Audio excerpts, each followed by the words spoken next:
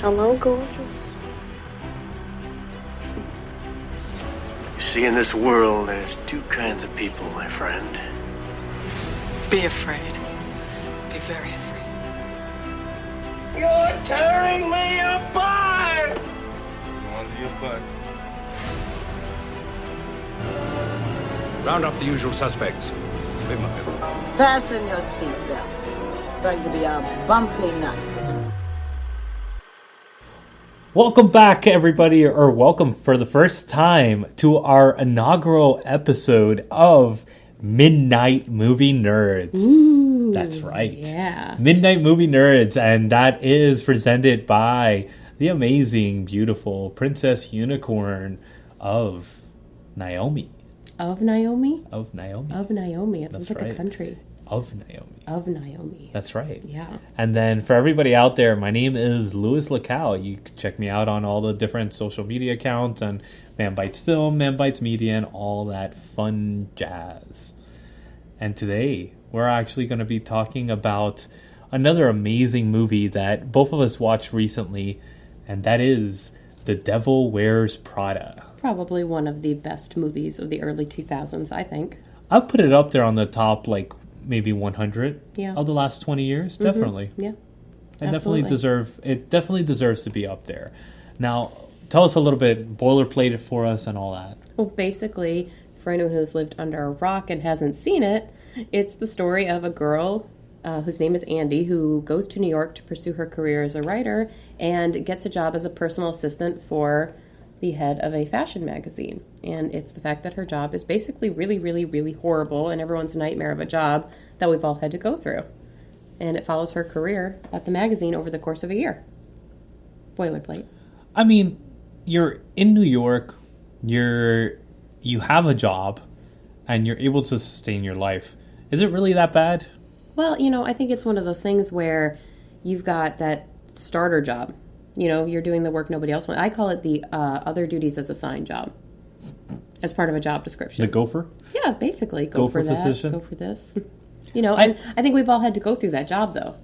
Maybe not exactly a personal assistant, but the job that kind of sucks that nobody else really wants. And that's basically what this job was, even though through the whole movie they say a million other girls would have wanted this job. And that's probably true because it was the key into a step into the fashion industry. But it is certainly the type of job where you're doing bitch work, basically. And if you're, seriously trying to take the next step forward in your career, I can feel how you would be stagnating almost in that role. Because you're chomping at the bit to go forward, and you're seeing everyone else who has gone forward, and you're not really there yet. And when you're young and ambitious, especially when you're talking about writers or the fashion industry, there's kind of a deadline almost of getting your foot in the door before you're considered outdated. If you haven't made your mark already, you're not going to make it. Sort of like Hollywood. And that's where I wanted to draw the comparison. This is like all those movies of the actresses trying to go to Hollywood to make it big, and they start off in the studio doing something. Yeah. So I think that's where this is kind of... Well, I think it's like when you're, an actress and you're making your career as a waitress. Yeah. It's that starter. In LA. Doing, in LA. And you got that job, and it was basically, okay, this is what I'm going to do to try to get to the next step in my career, but you don't take it seriously because it's not what you want to be doing long term. And I think that's the difference all the way through the movie when they're saying a million girls would have wanted this job. And for a career professional personal assistant, which there are, and that's what they do, and they're really great at it, this would be a stepping stone towards that career path and a really great opportunity to be involved in the fashion industry in some way, even if that's not your talent or your ambition to be a model or a writer. This would be an amazing opportunity. But for someone like Andy, who's very ambitious and doesn't want to be a personal assistant, she really saw this job as a burden more than anything else. And it's a shame because it really was a good opportunity, and she made the job as bad as it was going to be. I mean, there's never a context where being someone's personal assistant is going to be super great because you are doing all the work nobody else wants to do. I've done it before. I mean, it's not the greatest job in the world, but it's a good opportunity to get into the business. It's the growth opportunity. And it gives you a chance to really become of value to someone who can push your career forward. Yeah. That's the thing. What you have to look at, and I think I've always looked at that whenever I've had a job where I was an assistant, and I've been an assistant for several different people, they were always able to push me forward to the next step of my career, and I was able to use that. Yeah, because as a stepping stone. Because an assistant covers all areas of the business. You're doing operations, you're doing different areas, and you build connections. And it can be a really valuable platform to build off of, but it's as bad as you make it, basically. Yeah. And, of course, this movie is an extreme, and it's actually based off the real experience that the author, which I'm pulling up her name right now, it was Lauren Weisberger, and she wrote the original book in 2003 off of her experience working at Vogue. Yeah. And I think this is one of those movies that actually is a really, really good adaptation of a book. I think it takes the interpersonal skills that a book does, Mm-hmm. the interpersonal workings and the kind of manuscript that a person writes out mentally in their mind when Right. they're at a job and stuff like that, the feeling of that. But she did. I And mean, they when she portrayed that so well in when this she film. wrote the book, it was almost like it was written with the thought that it might be a movie one day. I don't think she knew that that was going to happen, but the book lent itself to become a movie really well because it did border on that almost absurd. But those are things that actually happened to her. I think she exaggerated some of it, but for the most part, this is what it was like working there. I remember when she was talking about writing the book, and there was that part where everyone was hiding their shoes and things like that to prepare for Miranda coming into the office. And that was very true to what it was like working at Vogue. I can And imagine. she was considered the short, fat girl, I think at like 5'6" and 130 pounds. That's what she was at that office. So, it was, and I think they portray that really well in the movie, too. I mean, you have the lead actress, why am I blanking on her Anne name? Hathaway. Anne Hathaway, who is beautiful and thin by any normal standards, and she was considered like completely dumpy by this group of people. But I gotta tell you, my favorite character is Emily Blunt in this movie. Dude, she does the best personal growth in the film, I think. She does, but she is just she's so amazing, and I love Emily Blunt. There is not an Emily Blunt movie I've seen where I haven't seen her be completely amazing, and I think this, because she takes on those roles and takes them to the extreme, Emily Blunt is just so, she embodies what it means to work at Runway. The uptight woman who's obsessed with her looks, but then she's got a heart. She actually does care about Andy in a way, I think, and becomes kind of attached to her. Yeah. In her own way. She's never going to admit it, but she's just such an amazing character in this. I think that if it wasn't for the cast that they chose, between Tucci, between Meryl Streep, Anne Hathaway, Emily Blunt, these four... There was magic there. There really was. There was. There was something with Tucci and Anne Hathaway that... And Tucci does this with every person that he works with. He adds this extra charisma to any character that surrounds them. It really does. But can we just for a moment talk about the fact that the pairing of Tucci and Streep, when you compare it to Julia, the other one where they were paired up, but they have such a beautiful dynamic in both movies. But in this one, you can see that caring relationship, but they're both such talented actors that they take these roles and they just, Meryl Streep, that scene when she first sees Andy and she's looking her up and down and she communicates everything you need to know with her eyes. Meryl Streep, I love her personally. I think she's an amazing actress, and I don't think there's anyone else who could have taken on this role. No. I can't imagine a single person. Usually when I watch a movie, the first thing I think of is like, oh, this person could have played this role. This person could have played this role. I could have been a lot better. Yeah. This movie, everybody was casted perfect. You needed someone who could pull off that Ice Queen effect. And I think the closest person you'd probably have would be like a Glenn Close circa 101 Dalmatians, where she played very evil Cruella de Vil sort of. But also Not that she would be great in this role, but Meryl Streep was approachable in this movie. She was. And that's where I don't think any other actress would have been able to embody this at all. And I've turned a corner with Meryl Streep, honestly, recently, thanks to your exposure to a lot of these movies. Right. And I've always had a respect for her, but I've really seen the dynamic that she brings to a movie recently. And I'm turning a corner completely with her acting, because her acting is on par, one of the best. She is one of those people that she is, I think you've referenced her as a chameleon. She takes on a role and just...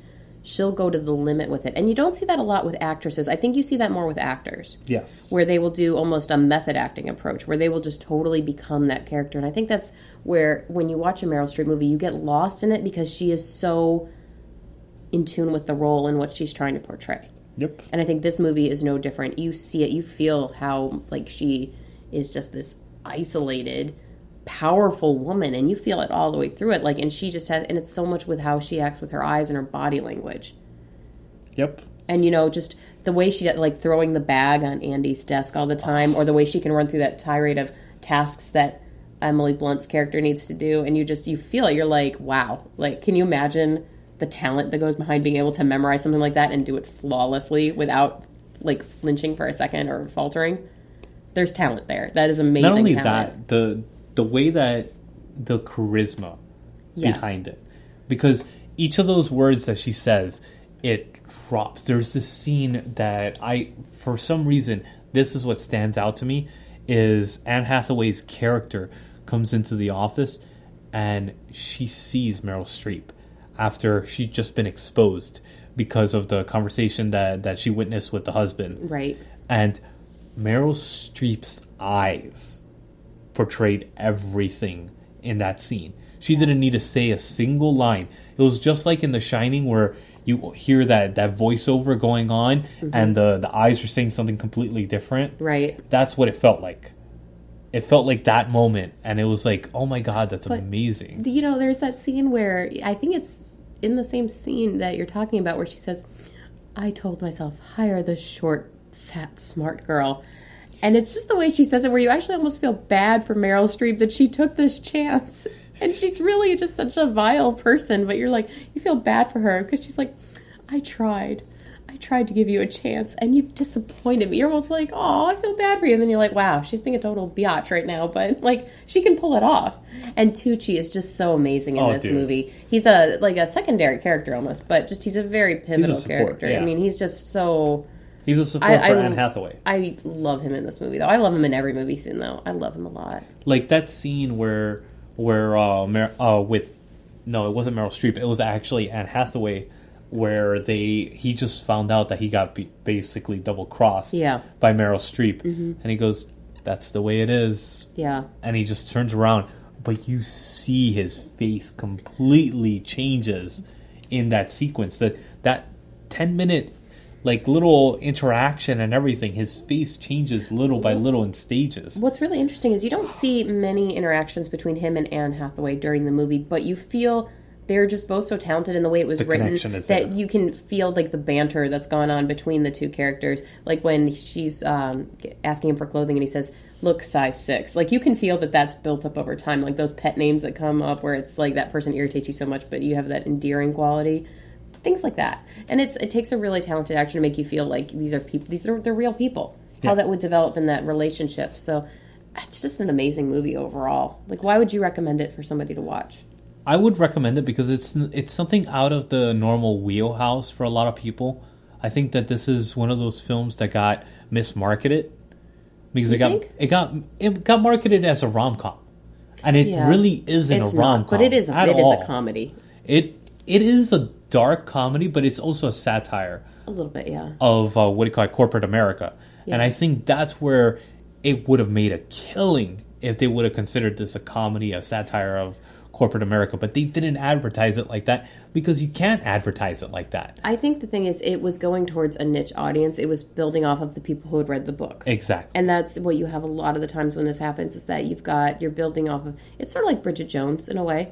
You had the book gained a lot of popularity and then it got converted to a movie and a lot of the steam came from the book and the notoriety of that. I think this got mislabeled as a chick flick, and it is not a chick flick. You wouldn't consider it a chick flick? It is not a chick flick by any means. I think it's approachable for anybody, really. And I think so, too. It's that, even if you're not in that stage of your career, you can identify with having been in that stage of your career. Yeah. And this is not like, Anne Hathaway's character is this doe-eyed, starry-eyed, person that's trying to get into a certain industry, and then she finds her way back into the industry. No, this is her literally fighting for every single moment of her life to actually break into an industry that she has no interest whatsoever in, but she needs to get a job because she's in New York and she couldn't get the job that she wanted. And there's also, I like the fact that this is not a classic romance. Like you said, it's not a rom-com where love triumphs all. She has a lot of problems in her relationship, and they show that, and I think that's true. And it's very true that Stanley Tucci says that once you start doing good in your career, a lot of the times your love life can suffer. Oh, yeah. And I think that's really, I think a lot of people have experienced that, where when you start really doing well in your career, or you have a job that takes a lot of your time, your partner starts to feel neglected. And I think that is really well done in this movie. You see how it impacts her friendships and her relationship and, love doesn't triumph all in the end, like... I think that's very true. And not only that, it has very little to do with the love story in it. And I like that. I like that that's not a central thing. It's a growth of her. But I like that that's in there because I think it's true because she's going through a transition in her life. I think it's but probably it like a college... shows. But it was probably like a college boyfriend, a college romance, and they were like... sort of, like you said, that doe-eyed almost approach, like we're going to go to New York and we're going to get our dream jobs, and he was a chef, which is another hard industry to break into. But I like the fact that that wasn't the central focus point. The focus point was on her job and her relationship with Meryl Streep, because you don't have many movies that do that. No. They usually would focus more on the romance, and the job would be a minor part, and I like that this is a flip. And this shows her growth as a character. Yeah. You see her from the beginning, and you see these little subtle changes that occur to her personality and her self of being. Mm-hmm. And then you see that change across the board. And that affects her friends, that affects her relationship, that affects every aspect of her life. Yeah. And every stage, every moment, there's 5 stages in this film that she goes through, Anne Hathaway. Understanding that she has a job, trying to take it to the next level, which is that Stanley Tucci level, where they have that speech about try to give it your all. You're not giving it anything right now. Right. And then that moment of reaching a point where you're actually doing the bare minimum in a job. That second level where she breaks through and finally sees Meryl Streep and breaks through Meryl Streep's walls and facades and everything. And then the last form of transformation is acceptance into everything. Right. And you could see that on the third stage, her personality changes completely. It does. The power dynamic changes completely. And she becomes power hungry because of it. And you see that aspect because that's really happens to a lot of people. She got caught up in the glamour of it. Once she saw the positive side of it and she started doing well, that's the thing. When she starts doing well and gets the benefits of it, you see that her character is actually a little bit shallow. Yeah. And that's... Because everybody is. They are. Everybody is at heart. Let's be honest. If we are given power, if, say, something happens and one of the podcasts blows up and we go on radio and all this stuff, that's going to change you. You think? It will. Yeah. One way or another, it's going to change you. I guess, but... No matter which way you look at it. And then say that you get picked up to do... talking and picked up as a celebrity guest, basically, going all over the place, right, and talking. Yeah, how can that not affect your ego? It's going to affect you, right, and you're going to change. Your personality will change. Now, it's what you do with that change that makes you a different person. Now, what do you think about the fact that the boyfriend is basically almost vilified in this? It's shot through the point of view of Anne Hathaway. And that's her perspective on the situation. Do you think that he was right, though, in getting so upset with her? That's what I mean. Like, do you think he was right to be so upset with her because she was focusing more on her job and not giving him as much attention, and the fact that she was sort of putting her writing career on the back burner while she was doing this? I think it was... As the perspective of a man in a relationship. Okay, so yes and no. Because if you're in a relationship, that it's a two-way street. Mm-hmm. If you're only going to make a one-way street a relationship, then you're never going to have any success. Yeah. But I think it goes back to he was in love with college Andy. Exactly. And she matured. And I think that represents a lot of relationships, the younger idealized relationship where, and then once people start to change and grow it, because I think your career does do that. Oh, yeah. Whatever job you're in, it's going to change you. And I think as you mature as a person, you become more settled in who you really are. And I think that's what she was going through. She was transitioning from college to... more assured as an adult, and she really wasn't. She was kind of a brat all the way through this movie. She really was. But it was that transition, that awkward transition from what you thought life would be to what it is going to be, and I think relationships a lot of the time suffer because of that. It's very hard to bridge that. She was an idealistic artist. Yes. When she starts the film, and then she became a realist at the end of the film. Yeah, but you also have the fact that he's a chef in New York, and that's a certain type of career as well, where he probably wasn't around for her very much either. Exactly. They don't go into that side of it, but a chef is not a career where you're around all the time. Exactly. And that's the problem. It's like there's a give and take in a relationship, and if you're not willing to give and take both ways and make it 50-50, then there's no relationship. Mm-hmm. So that's the problem with this film, is that he wasn't willing to give that 50-50. It was all about him or nothing. Every time she asked him to give up something, he refused. Well, I mean, I think it's just... So... I think she did go to the extreme with her job, though, but I think it was required of that job, and it was required of New York. That's a reality of New York. Yeah.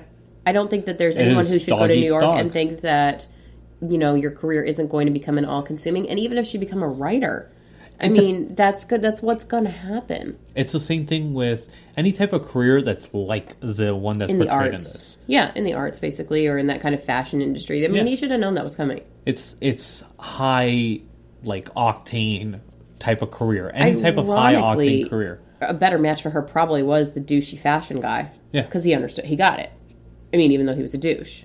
Yeah. But he got it. He knew what the expectations were. He knew what was going to happen. Yeah, he knew. Because he's been in that world forever. Yeah, but that's who she needs to be with. Someone who, like, if she was going to stay in that career, she needed to be with someone who understood that industry, too. Because I think her boyfriend also felt removed from the fact that he had nothing to do with that job. He had nothing to do with her success in that job. And it's easier to be a caring partner when you feel like you have some sort of an impact or a part in somebody's life, and then you're like they've got success and they're trying to build their career up, and you have nothing to do with it.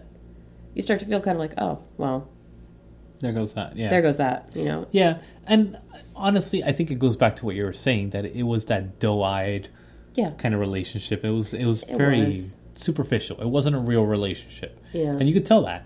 Because they really weren't in love. It was, no. I mean, they were living together, but I think that was just more, like I said, I think it was a college romance. Yeah. I really do. I really think it was college romance, and that it wasn't going to last And that's why long. they didn't focus on it. And I'm glad they didn't. Yeah, I'm really glad that they didn't, because it wasn't necessary, and honestly, this film would have suffered from it if they would have. The pacing would have suffered drastically. Yeah, I mean, I think it was necessary to show the demise of her personal relationship, because I think that was an important part of the movie. Because and they show more of the friendship, which was good. Yeah, so I think it was important that it was in there, but I'm glad that it was more of a sub-story. Yeah, definitely agreed. So I think, honestly, the MVP for this movie, for me, always is going to be Stanley Tucci. Because I just love that character's growth throughout the film, and the way that character is kind of takes on the mentor character. I like the fact that he's the reality check. Yeah. That speech that he gives her, like you referenced, that speech that a million girls would want to be here and you only deign to be here. That's a reality check. Like, really. There are a million people who would take that job, and you're kind of not appreciating the opportunity. Yeah. And I like that was a turning point for her as well, that she realized, yes, this is actually can be good if you allow it to be. So, what would you give this film overall? Probably a 7.5, 8. I'm not going to say anything. You drive me crazy. You talk up a movie and then you give it kind of a low score. Because it doesn't have any cinematic aspect to it. The characters are wonderful. If it was just a character analysis and give it a character rating, this is a 10 out of 10. Well, but don't you love... I mean, there is that scene, that scene in The Office when they're transforming it for Miranda. That is my favorite scene...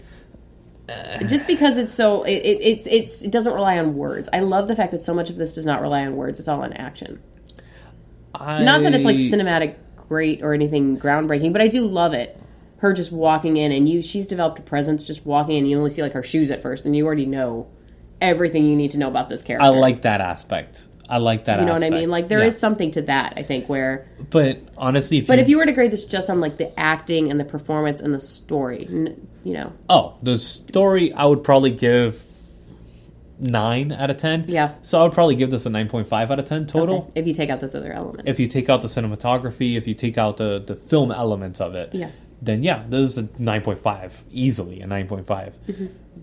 Wavering to 10. How about you? I would give it a 10. Yeah? I would give it a 10. Oh, wow. Okay. Just because I think it was so well done. I think the characters are so identifiable, and because everyone embodied their role so much. It is one of my favorite ones that Anne Hathaway has done, because I also do think this was a transition for her as an actress. I think this is the best Anne Hathaway movie by far. Well, I'm going to say I have a soft spot in my heart for Princess Diaries. Yeah. Because it was more of a physical comedy. And she's not afraid of embracing that. But I think this helped her transition to being able to take more of those adult roles, which she has done now. Like, it's hard to break away from that Disney start. And she did what? She did Princess Diaries, she did Ella Enchanted, so she was doing more kid-centric movies for a bit. So she transitioned successfully into a serious actress now. Like, she's been able to take on a lot of really big parts, and I think this movie was a pivotal part of that in her career. I agree with that. And I do, Meryl Streep. It is one of my favorite Meryl Streep movies, too. Meryl Streep and Tucci escalate this film. Without them, this film would not have been as good. Oh, no. I think it would have suffered. I think you needed them in it. You And needed also, that caliber of actor. I think it would have fallen into that cliche, stereotypical, It would have been a throwaway film. Yeah. Yeah. So, all right. Yeah, I definitely enjoyed it, so. Good. So, everybody, if you want to check us out, please subscribe to the channel. Check us out on Manbites Retro's channel, but our name is Midnight Movie Nerds. Woohoo! Yes. Yes. So please check out any of the podcasts that we do on Wednesdays. We'll be dropping those every week. And check us out for our live streams if you actually liked the first one that we did. And give us suggestions of what to watch. Yeah, because Yes. definitely. And we'll be posting on the Manbitesmedia page, asking for suggestions and seeing what you guys think of our new reviews and what we could do better and what we can. Okay. Awesome. All right.